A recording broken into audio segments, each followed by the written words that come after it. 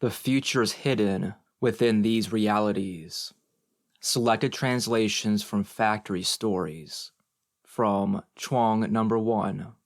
For all the English writings about Chinese migrant workers, only rarely have those workers' own words been translated directly. Usually these stories are available only in brief passages cited as evidence to support someone else's agenda.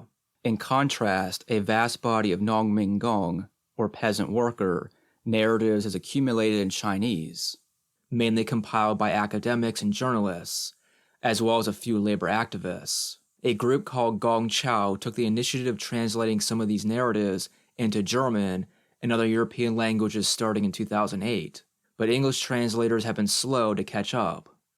Last year, Gong Chao began translating narratives from the independent Nongming Gong magazine Factory Stories, Gong Cheng, Long Men Chen, into English, giving us permission to publish 4 selections here. By the time this issue of Chuang goes to print, the first book-length translation of Nongming Gong strike narratives, collected by the Factory Stories group, will have been published by Haymarket Press. China on Strike, Narratives of Workers' Resistance, edited by Hao Ren, Eli Friedman, and Chongjing Li. Longmen Chen means chatting or vivid stories in Sichuanese. Hao Ren, the Sichuan native who edited the Chinese version of China on Strike, played a central role in starting the Longmen Chen group, the participants of which all work or used to work in the factories of the Pearl River Delta. After work, or during holidays, they have been documenting and disseminating the stories of Nongming Gong, who work day and night to fuel the Chinese growth engine, exposing its shadows and their denizens' vivid stories. Longmen Chen's members all grew up during China's integration into global capitalism in the 1990s. Workers from state-owned enterprises were laid off after privatization, and a rising number of peasants had to leave their villages to make a living in faraway factories. The latter is particularly evident in the Pearl River Delta, where private and foreign-invested factories were first established. Though the group members were each politicized in their own ways, they are all concerned with labor rights and resistance as an integral part of factory life. Most became interested in labor issues during university, some getting jobs with labor NGOs after graduation, while others had no interest in NGOs and went straight for factory jobs. After leaving the NGO world in 2010, they took a variety of factory jobs throughout coastal China. After 30 years of market reform, many economists had hailed rising productivity, while leftists often expressed sympathy for the suffering of workers. But the Longmen Chen group was frustrated by the absence of workers' own narratives and analyses of factory life. Since then, the Longmen Chen group has been doing factory observations and worker interviews in order to systematically record and analyze the various methods capital uses to exploit, deceive, and control workers. At the same time, they have looked at how workers have resisted these pressures, focusing on the lessons to be drawn from past experiences, whether success or failure. In many cases, they were not just interviewing striking workers, but also participating in collective struggles alongside them.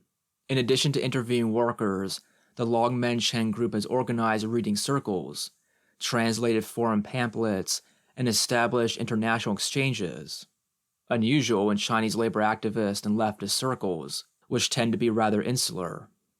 In 2011, some members attended the 4th International Assembly of ILPS, International League of People's Struggles, in the Philippines. There, they had the opportunity to exchange experiences with local labor activists regarding working conditions, resistance to factory closures, and working-class solidarity across borders. The following year, they visited other parts of the Philippines and continued discussion about the economic context of worker resistance and its global implications. Based on information collected at this time, they wrote a book called Labor Movement in the Philippines, Past and Present, introducing historical examples of the movement and their lessons for Chinese workers. In addition to the Philippines book and China on Strike, the Longmen Chen group has published 8 issues of the magazine Factory Stories, and another called 2010 Factory Relocation and Strikes, with more writings in the works. While consciously focusing on printed media to facilitate the careful reading of in-depth material, they also maintain a blog, mainly for publicizing these underground publications, and individual members use other online platforms to publish briefer texts about ongoing struggles. The politics espoused in these writings are quite rare in China. Certainly, there has been significant discussion of labor issues from left perspectives online and in print, but much of the leftist writing in China is nationalistic and nostalgic, aimed at glorifying an imagined Maoist past in which the working class was held in proper esteem. Longmen Chen narratives do not lapse into longing for a rose-tinted past, but describe in blunt terms the brutality of working under capitalist conditions. There is no need to contextualize this brutality in terms of its implications to the China Dream, or any other ethno-national project. It is also important to note that these magazines are meant for fellow workers rather than intellectuals or NGO-type activists. This is apparent in the content and style of the writing. While strikes are a common topic for Longmen Chen, there is also fastidious coverage of the seemingly banal details of daily life for migrant workers. At times, the style is a bit flat, but this is an accurate presentation of the quotidian. Most of workers' lives are consumed with the daily grind, only occasionally punctuated by collective acts of rebellion. This presentation is oriented towards showing other workers that their seemingly individual problems are in fact social in nature. This is an effort to establish a symbolic groundwork for a collective understanding of exploitation and domination, a necessary step for proletarian politicization, they believe. Often the stories are not detailed reports, but vague anecdotes where we seldom learn what kind of factory or even industry the author is talking about. This is not only to protect the authors, however, since it is precisely this vagueness and anonymity that give these anecdotes a universal feel. The authors often relate to specific situations as mere moments of abstract labor, drawing a picture of general conditions rather than giving details. If didacticism is one of their motives, then summing up an image of an abstract factory by relating common denominators of migrant workers' lives could be understood as a teaching method. But central to Longmen Chen's project is also a chronicling of workers' resistance. The intent behind such meticulous accounts is twofold. First, it serves to reaffirm the worthiness of such struggles. By committing these struggles to paper, they may come to be seen by other workers as something worth emulating. While not necessarily exalting struggles that, it must be acknowledged, do not always succeed, they can serve as inspiration to others with similar grievances. Secondly, these publications are didactic in intent. Detailed strike accounts give workers some sense of what to expect during the course of collective action, how bosses and the police may respond, and what workers can do to increase their chances of victory. While most workers, particularly in the Pearl River Delta, have heard stories about strikes, the editors of the magazine have curated a set of case studies with a clear intent of inspiring further class struggle. This effort has not been without its challenges, and the Longmen Chen group has been in an ongoing game of cat and mouse with the authorities. A simple empirical account of life in China's workplaces is considered politically sensitive, a strong indication of the Chinese Communist Party's current political orientation. Nonetheless, the incredible dedication and perseverance of the writers and editors has resulted in an impressive track record of publication. Given their shoestring budget and ongoing repression, circulation remains limited, but for workers who do come into contact with these publications, it can be a deeply meaningful experience. The idea to do a translation emerged from a group of international activists based in China, and the translation itself is a global process, with people in Asia, Australia, Europe, and North America volunteering their labor. If these narratives of Chinese workers' strikes can in any small way contribute to furthering global proletarian solidarity and resistance, the project will have been a success. Preface to Factory Stories. From issue number 1, January 2012. Longmen Chen means chatting, telling stories. So, the name of this magazine, Gong Cheng Longmen Chen, means talking about what happens in factories. People who have never worked in a factory before often get it wrong and use stereotypes to describe factory life. Those who've experienced it and are familiar with life in the factory often think there is nothing to talk about. Although it's a topic people often discuss with friends, relatives, and other workers, it still seems mundane and trivial, something that doesn't deserve to be publicly discussed, something you chat about in private and then forget. But it's precisely these trivial incidents and this mixture of feelings that make up workers' living environment, that shape workers' consciousness, and that trigger and influence workers' actions. Going further, the future of society is already hidden within these realities. Only when workers understand these real circumstances in their totality can we find a basis for collective exit from the present situation. The first step is to thoroughly and carefully survey, record, and analyze the situation of the working class, that is, to obtain first-hand material. Today, factory workers are the main creators of wealth in society. But since bosses hold the power within the industrial system, what social development grants to workers is poverty and disenfranchisement. Although many workers from the countryside have improved their family's economic situation through hard work and frugality. Commodity prices rise faster every year, but many workers make only enough to get by, or less.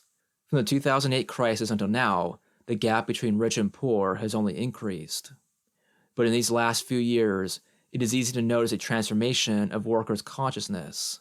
They seem to be developing a more intense and conscientious awareness of their plight and demands, and they more often resort to actions creating more pressure on capital. The drive to control workers and oppose the improvement of workers' conditions, including active meddling in legislation, shows an extreme level of concern among capitalists. Management personnel in every factory regularly talk about strikes and slowdowns, while lawyers and experts in the field of industrial relations organize training courses on the topic. On the other hand, workers usually lack the advantageous circumstances and the self-conscious combativeness of their rulers. Of course, workers also learn from struggling. They summarize the experience and communicate it with others. Usually scattered, they require more attention for those who wish to collect and arrange the records of these struggles in order to spread them among other workers. The central goals of this publication are to develop a thorough understanding of the factory and workers' real situation, to analyze the lessons gained from past and present struggles, and to spread information. We still believe that the power of the empty-handed working class is far greater than that of the whole property class. But it is also clear that we are standing at only the beginning of the road. One Day by I Love Cilantro, Wu I Sheng Sai. Working the factory has turned me into a robot. I live a mechanical existence. Almost every day I repeat my role in the same scenes. The alarm clock wakes me up at exactly 7:20 in the morning. I go to the toilet, wash my face, change my clothes, no time to brush my teeth. I take my key and run straight to the factory. I get to the canteen a bit before 7:40, find a bowl, and rush to the window where they serve food. The auntie on the other side of the window serves me a bowl of porridge and a pancake about as thin as paper. This is my breakfast. Because I can't fill my stomach and the canteen won't give me an extra pancake, I often buy a couple of steamed buns on the street. It's the only way I can make it until noon. Our workshop is on the 4th floor. We make face masks. Each work post has a production quota, determined by specialized employees who stand behind our backs, timing us with a stopwatch. They always try to raise a quota by counting more than we actually produce. Moreover, they do this in the morning, when we have the most energy, forcing us to repeat the speed for 11 hours. Otherwise, we don't reach the quota and have to do unpaid overtime. Most workers can't meet the monthly quota. Although the management of this workshop isn't particularly strict, and you need no special permission for a leave of absence, everyone is self-conscious. Some don't even go to the toilet. Not because they don't need to go, but because they're afraid they won't meet the production quota if they do. Most people wait until they finish their work, so the toilets are always packed at the end of a shift. When it's time for our break, the line leader gives the order to stop the line. Then we queue up and wait for him to tell us when it's okay to leave. We're supposed to punch out one by one in an orderly fashion, But the queue tends to break up when we're all eager to get to the canteen as quickly as possible. So the line instructors usually stand by the queue, supposedly to enforce discipline, but generally they just yell at us. By the time I finally punch out, change my overalls and shoes, and run down from the 4th floor to the canteen, it's already packed with 200 people queued up in front of 4 windows. I grab a bowl, walk to the end of a queue, and then wait and wait, peeking into other people's bowls to see what's being served. When my turn finally comes up, I realize the dish I wanted is long gone, and all that's left is the stuff that not only I, but everyone else dislikes. But I have no choice, so I take a few scoops of pickled vegetables to fill my stomach, and complain later. I often complain about the lack of decent food to my coworkers, but they blame me for running late, saying if only I hurried up, there would be plenty to eat.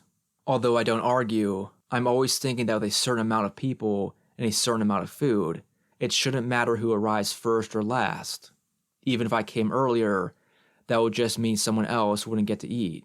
Although the food is bad, I have to eat something. I'm thinking about the 5 hours of work I have to do in the afternoon, so I manage to gulp it down somehow. The afternoon shift is the same as the morning one, an endless stamping of face masks. That means welding together the mouth cover and ear straps. Eating dinner feels like eating a cloned version of lunch. Everything is exactly the same. Sometimes I think my canteen fee is spent entirely on pickled vegetables.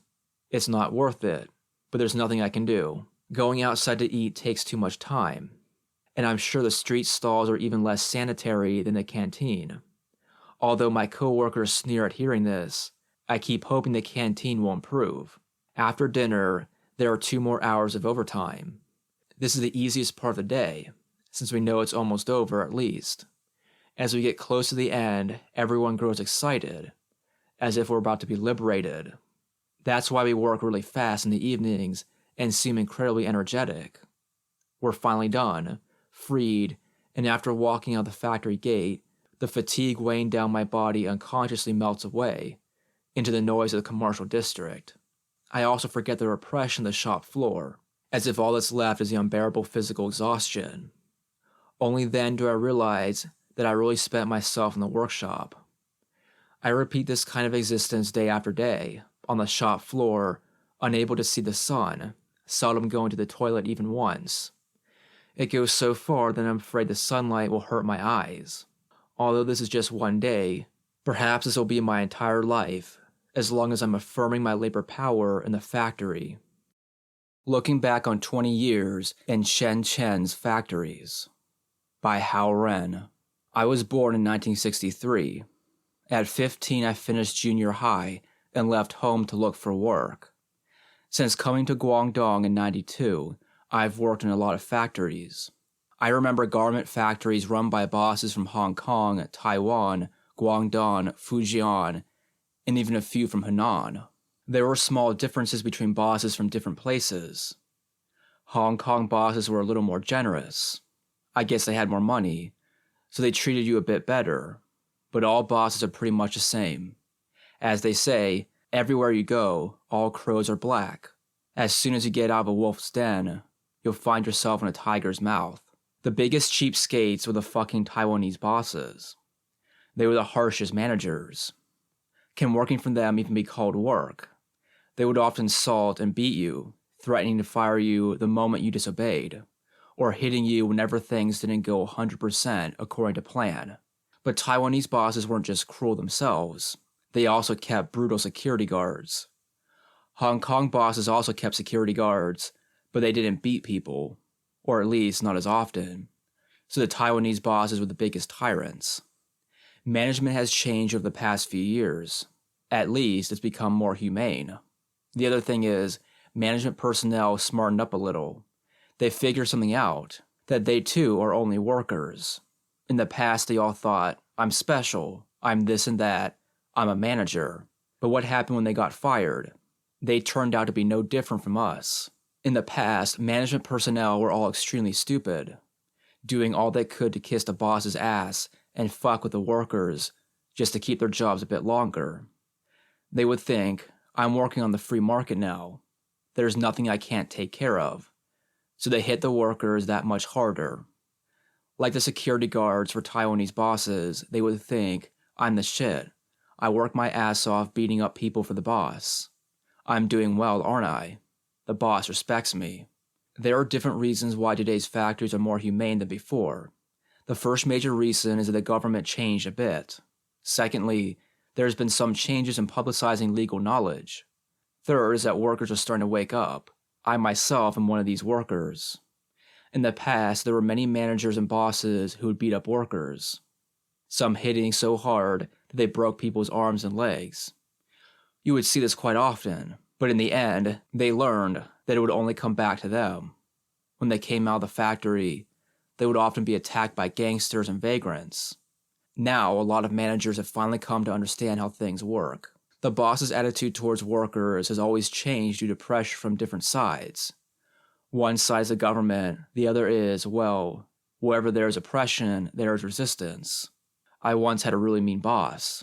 He didn't see those who worked for him as human beings, acting according to his whims. Eventually, he was attacked with knives. I saw it clearly. I was there. They really fucked him up. They cut him everywhere, but finally he managed to escape. If he didn't run, they would have hacked him to death for sure. I was only a couple meters away. In the end, they finally let him go. The workers hadn't done anything like that before, and they didn't want to cause a big stir. After all, they were afraid. It probably started in the second half of 96 and 97, when Hong Kong reunited with China. It was at that time that a lot of workers started publicly taking revenge on management personnel. Before that, a lot of the girls who were a bit better looking had to sleep with the boss whenever he wanted. The boss could do whatever he wanted, and this happened quite often. It was only in the 90s that this kind of thing became less common. Around 96, at that time the environment really changed. In 97, when Hong Kong returned, there were rumors that war was imminent, and a lot of bosses and workers fled home. Whenever you heard there would be fighting, it turned out to be just rumors, so the workers came back a few months later. In 98 and 99, people grew braver, and the rumors disappeared. Wasn't it in 94 or 95 that the government passed the labor law? There were already a lot of factories in 96 with migrant workers, and in 97, Hong Kong was reunited with China, so there couldn't have been any big political changes. In 98, the government started popularizing the labor law, but they didn't really want to popularize it or enforce it very much, and only a few people knew it existed, so it was basically useless.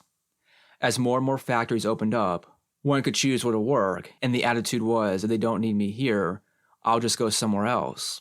Workers' demands were realistic, and there wasn't much repression from state authorities outside the factory. The late 90s were harsh and all, but after working outside for a few years, you figured out how the world works and grew braver. Besides that, workers had certain technical skills. After working a few years, you could become quite skilled. With skills, it was easier to find work. When people have a little capital, they're less afraid. There weren't many strikes at that time. Strikes didn't become common until 2007 and 2008, and it was only in 2008 that they really rose in numbers. There weren't many big factories here in Longgang, and the major strikes happened in 2008. This was because, for one, knowledge of the labor law and contract law had become widespread among workers, since both the government and NGOs were making a big effort to popularize them. I distributed a lot of leaflets at that time. Every evening my colleagues and I would be handing out leaflets in the factory. Another reason must be that workers had become more educated. I worked in a shoe factory then, and I rarely worked overtime, so I had enough free time. There was a blackboard near the place where I lived, and it was there that we organized special trainings for workers with the labor law. We would do it once a week or every 2 weeks. A few times a month anyway. Each time, over 10 or even 20-some people would come. They would then pass the knowledge on to their friends and acquaintances, each explaining it to the others. At that time, the specific reason for strikes was that, when companies terminated employment contracts, workers were denied severance pay according to seniority. So how could one not go on strike? I guess you could say I was also involved. That was at the end of 2007, and there were strikes almost every day. They happened in different industries, in all kinds of industries, and every day there were at least a few factories on strike. I saw many of these strikes with my own eyes. More and more people not going to work, blocking the factory gate, or holding demonstrations in public squares.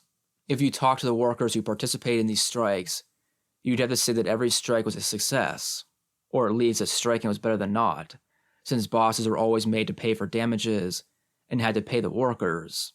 At those factories where workers didn't stir up much trouble or strike, nothing much changed. The strikes mostly happened in big factories, with over 200 or 300 people. Yuncheng, Dahua, Jinghong were all big factories that had more than 1,000 people. Layoffs and Labor Shortages by Wang Xiaolin. In early 2011, Audiobook came to the industrial area together with the annual spring tide of workers. The entrance to a village near a national highway was full of recruitment stalls. They came from nearby factories to recruit people. Audiobook carried her big suitcase to the stalls to see what all the fuss was about. The human resources personnel were loudly introducing their factory's salaries and benefits. Some were saying, "Our factory's pay package goes up to 3,000 yuan, and we also have dormitories and a canteen." Others promised, "If you're interested, we can send a car to drive you to the factory dorm right away."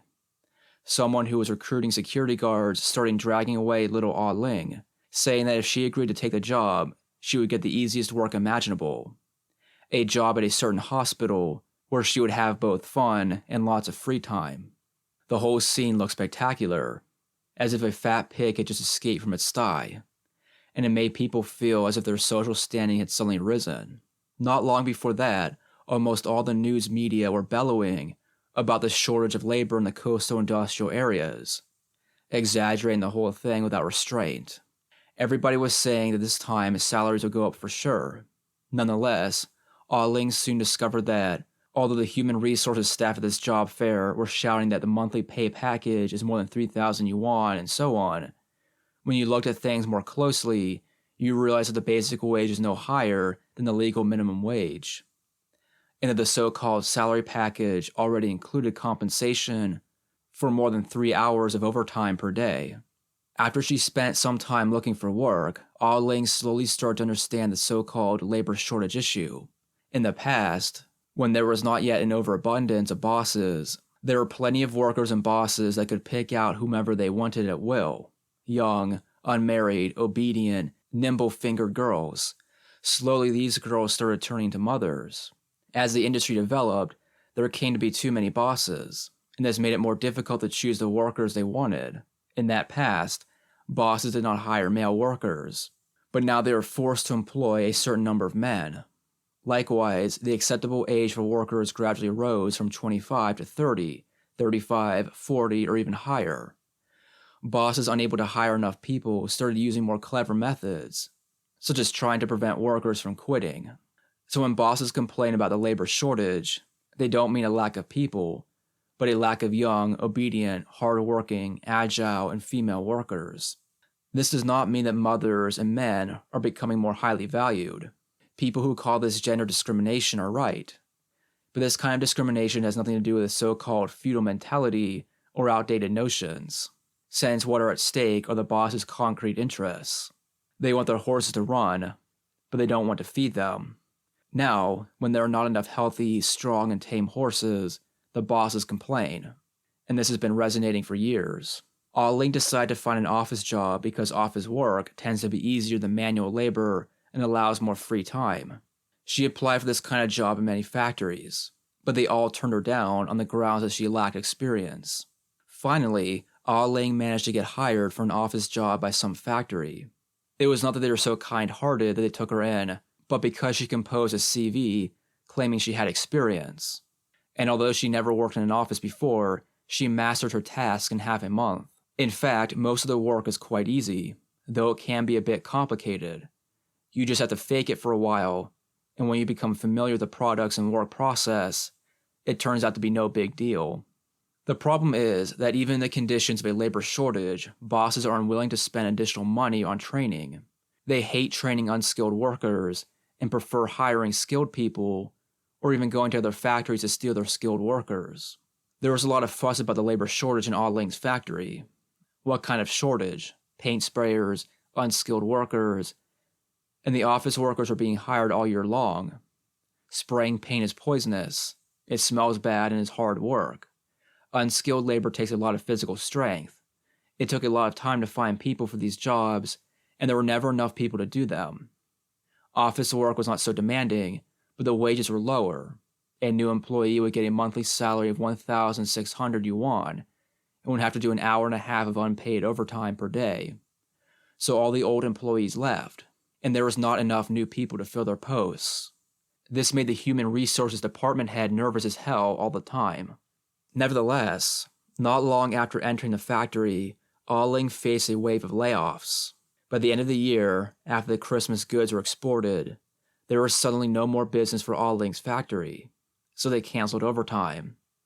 To most workers who depend on overtime to make a living, this undoubtedly equals forcing them to quit. Many ordinary workers eventually decide to hand in their resignation.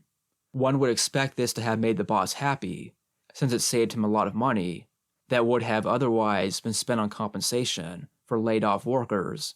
But on the contrary, he was not happy, since the reduction of ordinary workers meant an increase in the proportion of managerial staff. The boss ordered all departments to issue a list of the laid-off staff, lest the ability of the managerial staff be called into question.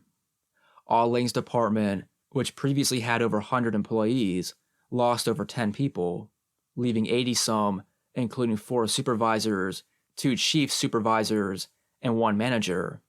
In order to prove his managerial ability, the manager submitted 2 lists of dismissed staff. Those dismissed allegedly received compensation worth 3 months of wages. It was worth pointing out that the people they wanted to lay off had all worked in the factory for more than a few years.